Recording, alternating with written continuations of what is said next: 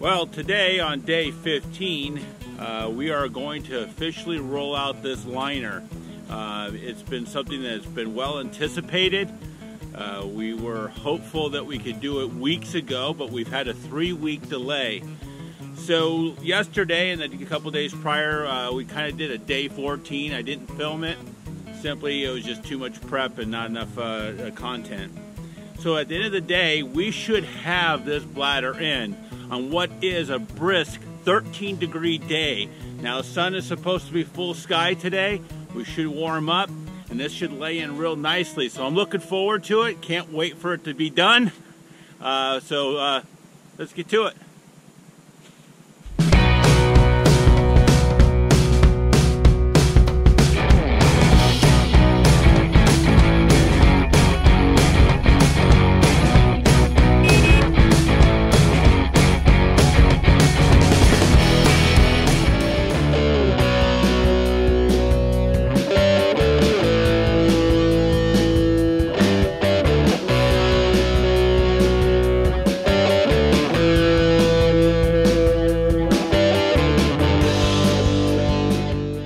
Let's pause and step back and take a look at our plan for rolling out this liner.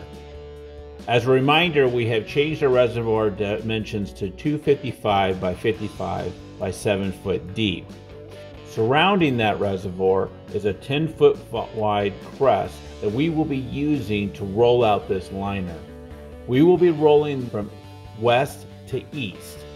Our liner was delivered by the manufacturer all rolled up in about an 8-foot wide roll. Inside that roll is a strap that the manufacturer put in so that we can connect it to our excavator. And along the way, we're going to try to avoid several obstacles. One, the ditch that was created for the liner to tuck into to hold it down post its rollout. Two, the hillside that has been built from building up the dam as you go from west to east. And three, all the dirt that came out of that liner ditch as well as the creek is still in place, as we will have to top off the entire crest with about a foot of dirt at the end. Although we plan to have 7 guys helping us in this effort, unfortunately, a couple guys could not make it due to sickness. So therefore, we went ahead. We have the 4 of us outside pushing on the liner, keeping it on the crest. Then there is Ron, who will be in the excavator, connecting to the strap and pulling this along, helping us with the effort. This all turned out to be quite the challenge. In fact, one of the more challenging parts of rolling out this liner. Now let's step back in to the action and see how we got it done.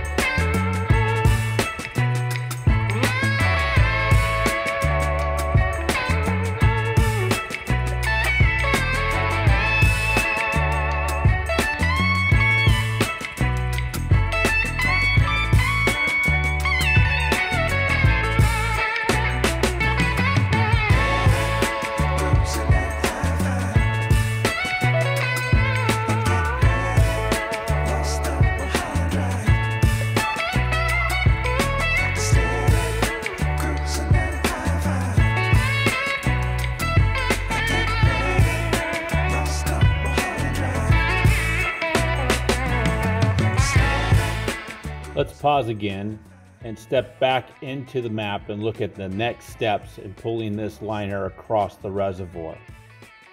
First step was to tie off a strap to the far west corner and the far east corner of the liner. We did this by taking a simple 4 to 5 inch rock, wrapping it around the end, tightening up against it, and putting the other end of the strap to the skid steer which Ron drove, and one to the east attached to the excavator that Alan drove for us. As Ron and Alan pulled backwards on the skid steer and the excavator, pulling this liner across the reservoir. The three of us in the middle, myself, John, and Aaron, pulled on the bottom of the liner until it freed up. On the slope is ice, snow, and eventually slimy mud as we're coming up the north side. Let's check in and see how we pulled it off.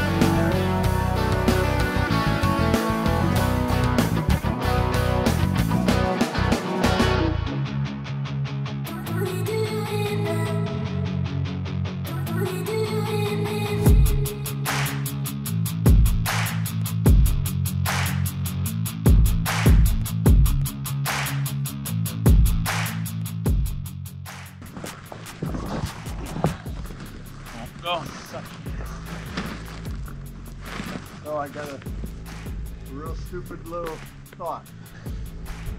That little tube that was in the middle, just wrap it, put it right here, wrap it up, I'll grab it with your thumb, all so gently pull it, move over 5 feet, do it again, but I'll be squeezing on that tube.